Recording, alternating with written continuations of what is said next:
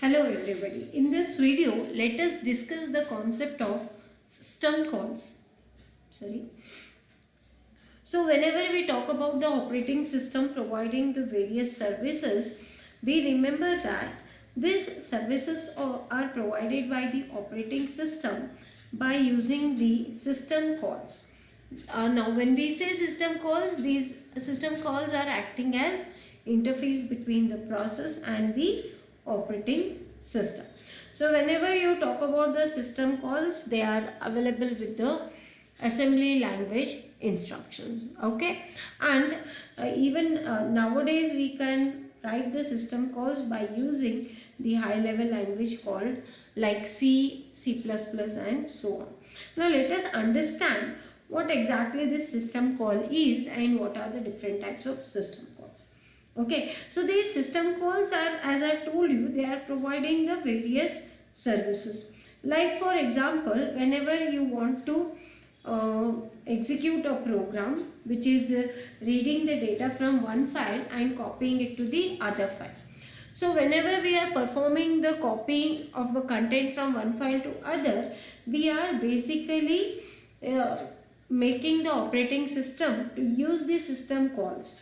Okay, like the system call can be happening to provide the service like opening the file, check whether the file is existing or no. If the file is existing, then it is going to create the new output file and so on. So basically we can say the entire process of copying the content of one file to another is done by using the concept of system calls. Now, if you see the different type of system calls available, so generally the system calls can be grouped into 6 major categories. Okay, and these categories are like this, as you can see here. The first category is of process management. Here the system call is basically invoking the operations like transferring the control to the command interpreter, which is reading the next command and it is continuing with the execution. Okay, so overall we can say that in the process management, the system call is responsible for getting the process attribute, setting the process attributes and so on. So in short we can say that it is reading all the commands and it is continuing with the execution. The second one comes in the form of file management. As we have seen, there are system calls for the process management. Similarly, we are having these system calls for file management also. So these system calls are responsible for opening of the file, closing of the file.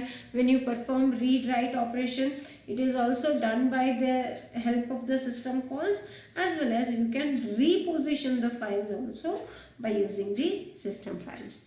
Then the third category of system call is device management. As we know, the device management is helping you to manage all the devices. So we are using the system calls, which is basically requesting the devices for exclusive use. Okay, so the system call is basically requesting the device to be used and then it is releasing once the process has been done. Okay, the example of device management which is using the system call is whenever you want to perform the read operation or write operation and so on. Okay, then the fourth category of the system calls falls in the form of information maintenance. So here basically we are having the system calls which we are using for transferring of the information. Now when we say transferring of the information, it may be between the user programs and the operating systems. So here basically we are using the system calls which is going to display or which is going to return the information, like it is going to specify the current time or the date or the total number of current users who are using the system, what type of operating system it is, how much memory space is available and so on. So it is basically providing the entire information of the computer system to the user. Okay, then the next category is communication management. So basically when we talk about the system calls for the communication management, we are having two different models. The first one is message passing and the second one is shared memory model. As the message passing is concerned, as you can see here, we are going to communicate through, communicate with the help of, here I am having basically the source of communicator is in the form of client and the server. So basically the communication is happening between the client and as well as the servers. Okay, then the next type of communication management is by using the concept of shared memory. Okay, so when we say shared memory, here we are going to access the memory region which is belonging to other process. So overall I can say here we are talking about sharing the same memory among the different processes. So whatever communication is required, it can be done by using the system calls. And the last type of system call what we are using is protection. As we know, protection is helping you to control the access of the resources.